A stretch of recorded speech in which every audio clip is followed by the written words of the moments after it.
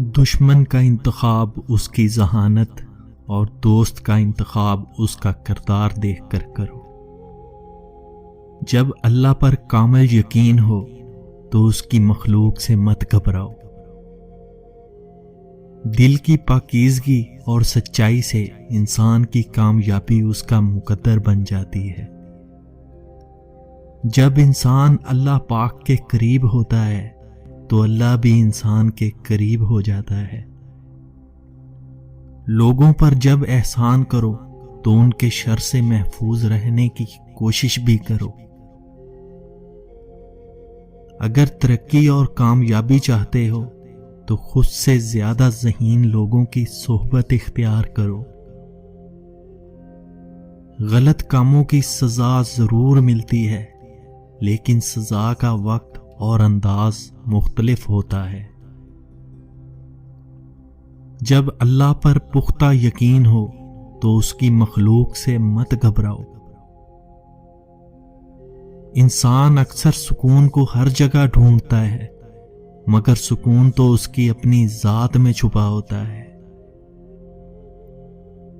وہ شخص بہت خسارے میں ہے جو اللہ پاک سے کیے گئے وعدے کو پورا نہیں کرتا۔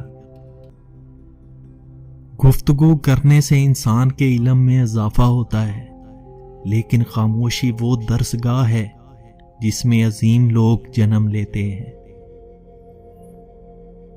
مشکلیں اللہ پاک کی طرف سے اشارہ ہوتی ہیں تاکہ انسان لاپرواہی کو چھوڑ کر سنجیدہ ہو جائے۔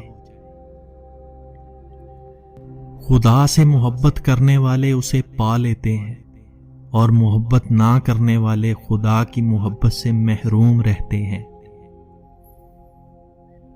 شیطان کا کام انسان کو بہکا کر اس سے برے کام کروانا ہے۔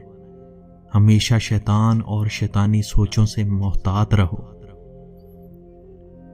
جو شخص اللہ کو بھول کر دنیا کی رنگینیوں میں کھو جاتا ہے، رسوائی اس کا مقدر بن جاتی ہے۔ مشکلات میں گھبرانے کی بجائے صبر سے کام لو، اس صبر کا صلہ بہت عظیم ہے۔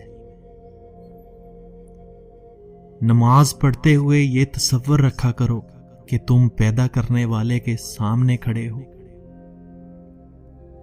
تکبر کرنے والے کی زندگی لوگوں کے لیے عبرت کا نشان ہوتی ہے۔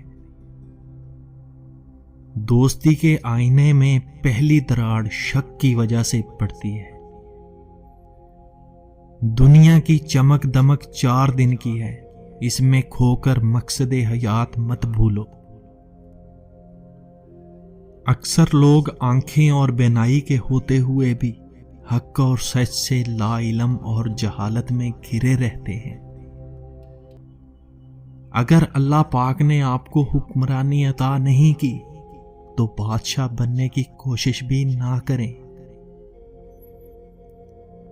اچھی باتوں پر آپ صرف لکھنے اور سننے کی حد تک توجہ نہ دو، بلکہ اچھی باتوں پر عمل کرو تاکہ کامیابی مقدر بن جائے۔ لوگوں کو دکھانے کے لیے کبھی نیکی مت کرو، نیکی کا مقصد صرف اللہ پاک کی خوشنودی ہو۔ ہر طرح کے حالات میں اللہ کے شکر گزار رہو، کبھی بھی مشکلات میں اللہ سے شکوے شکایات مت کرو۔ اپنی محنت اور مستقل مزاجی سے وہ مقام حاصل کر لو کہ لوگ تم جیسا بننے کی آرزو کریں۔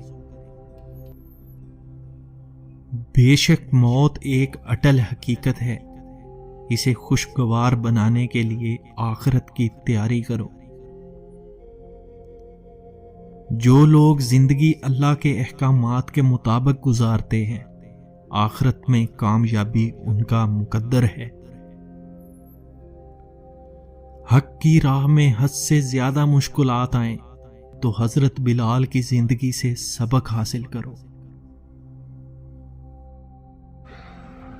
اس دنیا سے اگر محبت کی جائے تو کوئی بری بات نہیں، لیکن اگر دنیا سے محبت میں آخرت کو نظر انداز کیا جائے تو خسارہ ہی خسارہ ہے۔